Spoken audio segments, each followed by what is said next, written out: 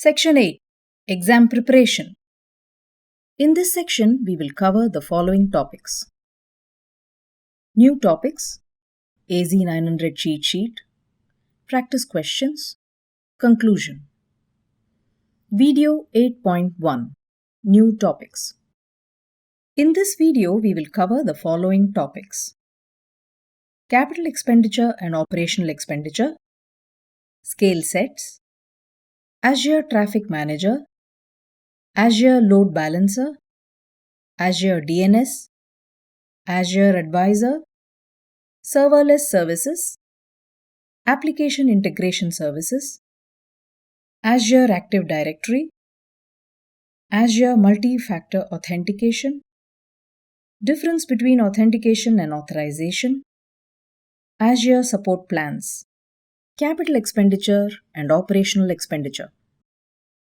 Any organization will have both the capital expenditure or CapEx and operational expenditure or OpEx. But what cloud computing does is it converts the CapEx into OpEx. Let us first understand the terms capital expenditure and operational expenditure. CapEx are the funds used by an organization to acquire, upgrade, and maintain physical assets such as property, industrial buildings, or equipment.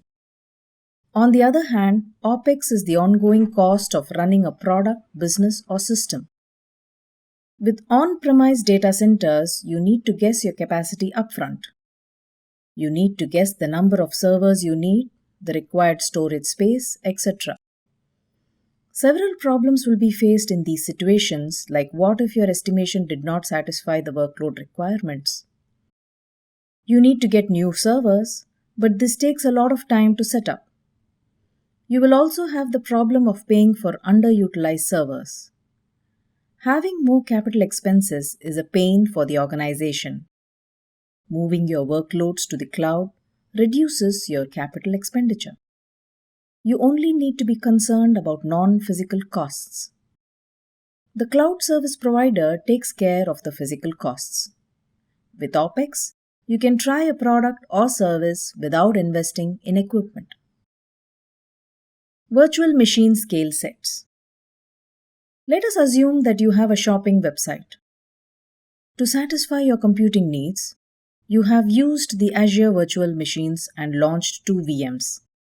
But one day, you decided to put a 70% sale on your website for the leftover stock. You are sure that your website will be flooded with customers. But with 2 VMs, the website would not be able to handle the load.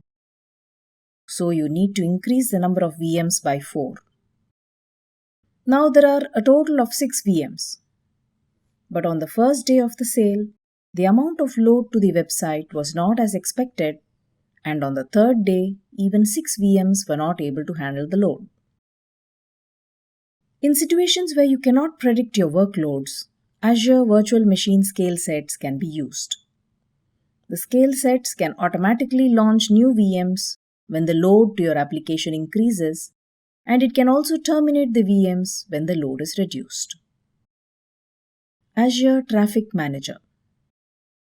Assume that you are hosting a website using the Azure Cloud Services.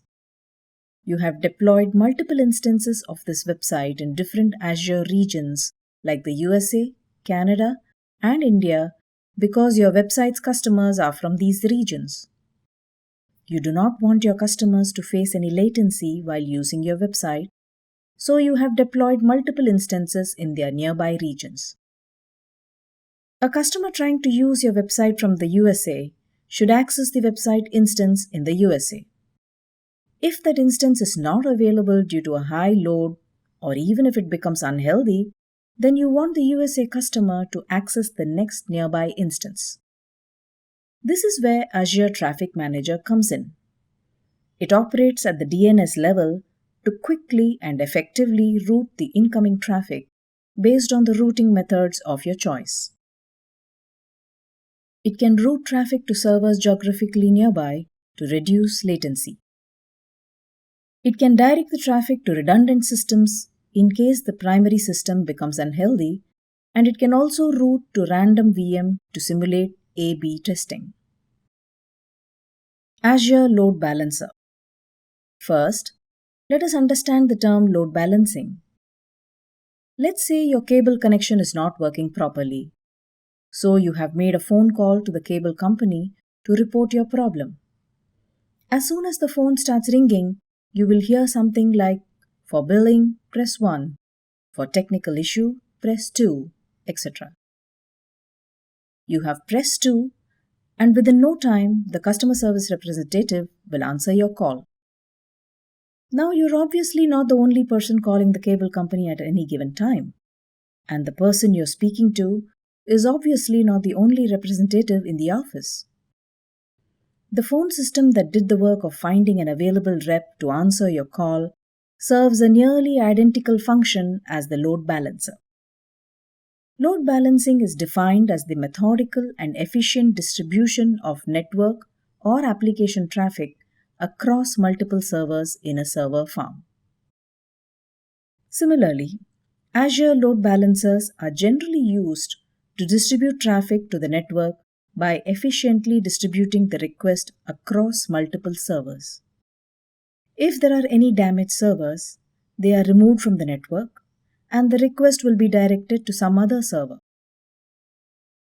So, in this way, load balancers take care that reliability and high availability are maintained. It operates in the transport layer, which is layer 4 in the OSI model. You can create a public load balancer or an internal load balancer. A public load balancer can distribute incoming traffic from the internet to public-facing servers. An internal load balancer can distribute incoming traffic from the internet to private-facing servers. Azure DNS. DNS or Domain Name Service translates the domain names into IP addresses that the computer can understand. The DNS is similar to a phone book that matches the name of people to their phone numbers. For example, the DNS converts www.domain.com to 216.3.128.12. Azure DNS is a hosting service that converts the domain names using Microsoft Azure infrastructure. You can create DNS zones and manage DNS records. Azure DNS does not allow you to purchase domains. It has the ability to manage records only. It provides ultra-fast DNS responses and ultra-high domain availability. Azure Advisor. After you have created Azure resources, you want them to be effectively working with high availability and security without incurring much costs. You cannot manage all of those. So, Azure provides a free service called Azure Advisor, a personalized cloud consultant that helps you follow best practices to optimize Azure deployments. The Advisor dashboard displays personalized recommendations for high availability, security, performance, cost, and operational excellence. Serverless Services. We already know that Azure Functions and Azure Blob Storage are serverless services. Let us now discuss a couple of other serverless services offered by Azure. Azure Logic Apps can be used for the integration of apps, data, systems, and services. It helps to automate, schedule, and orchestrate workflows for integration. For example, when a customer orders a product from your e-commerce site, you might want to update your inventory count of the product, generate an invoice for the item, email the invoice to the customer, generate a shipping label for the item, etc. Logic Apps allows you to create these kinds of complex workflows easily. Because Logic Apps integrates with more than 100 other services that are both Azure services and third-party services, you can do just about anything in a Logic Apps workflow. Event Grid uses a pub-sub system to allow you to react to events and trigger other cloud services such as Azure Functions. Application Integration Services. For developing most solutions, we need to integrate 2 or more applications. The data from one application needs to be used by the other application. But the data stored in one application is in a way that it cannot be used by other applications. This is where we need application integration services. These services help you connect incompatible systems, allowing data to move smoothly between them. Without any further ado, let us discuss some of the application integration services provided by Azure. Assume that you're using Azure IoT Central to monitor the temperature of your factory's environment. If the temperature rises above a certain level, you want a push notification that needs to be sent to the technical workers of your factory. Azure Notifications Hub uses a pub-sub model. It sends push notifications to any platform from any backend. Azure API Apps is an API gateway. Using this, you can quickly build and consume APIs in the cloud and also route APIs to Azure services. Azure Service Bus is a fully managed enterprise integration message broker. A message broker is a mediator that receives incoming messages from a sender and sends them to a recipient. An analogy for message broker can be that of post office. If you want to send a letter to your friend, you will write the letter and put it in the post box, which sends it to your friend. The Service Bus offers a reliable platform for the asynchronous transfer of data. Azure Stream Analytics is a fully managed real-time analytics service designed to help you analyze and process fast-moving streams of data that can be used to get insights, build reports, or trigger alerts and actions. Azure Queue Storage is a messaging queue. A message queue is a messaging destination that uses a queue data structure to hold messages and is hosted by the message broker. It is a data store for queuing and reliably delivering messages between applications. Azure Active Directory. Assume that your organization is using Azure Cloud Services. Then all the employees in your organization should have access to Azure services for performing their tasks. In order for the employees to access the services, you as an administrator need to provide the employees with the ID and passwords for accessing those services.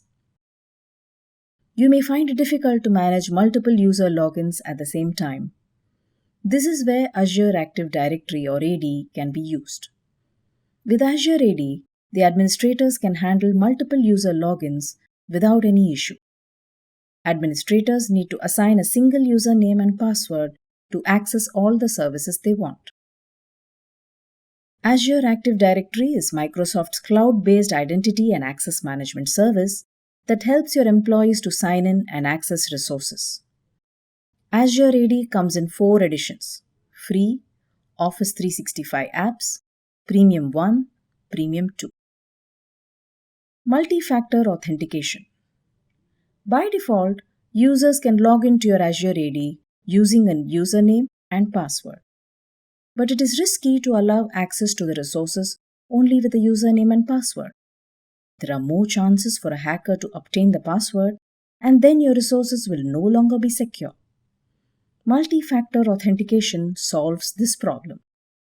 The concept behind multi-factor authentication is that you must authenticate using a combination of something you know, such as a username and password, something you have, such as a phone or mobile device, something you are, such as facial recognition or a fingerprint.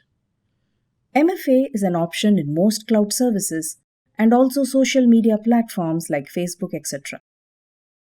Azure MFA comes as a part of the following Azure services: Azure Active Directory Premium licenses, Multi-factor authentication for Microsoft 365, Azure Active Directory Global Administrators. Authentication versus authorization. Authentication and authorization might sound similar, but both are distinct. Let us first take an example for this. After a tiring day, you have returned from school or office to your house. You reach your house to find that your door is locked.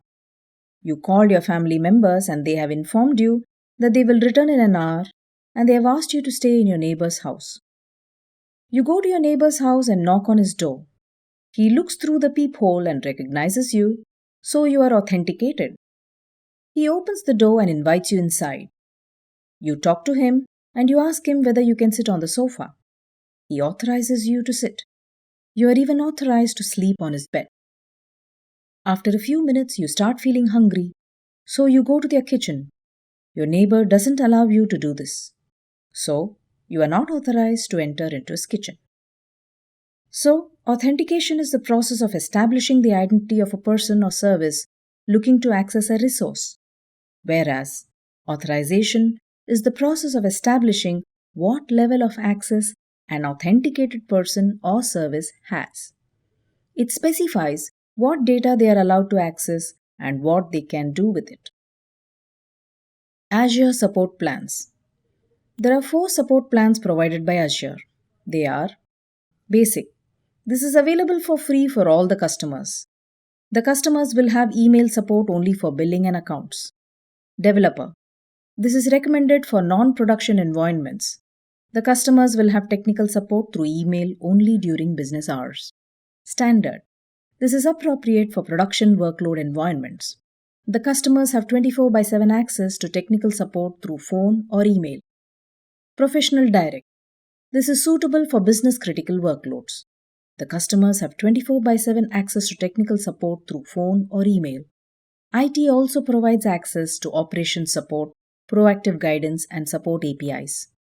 This brings us to the end of this video.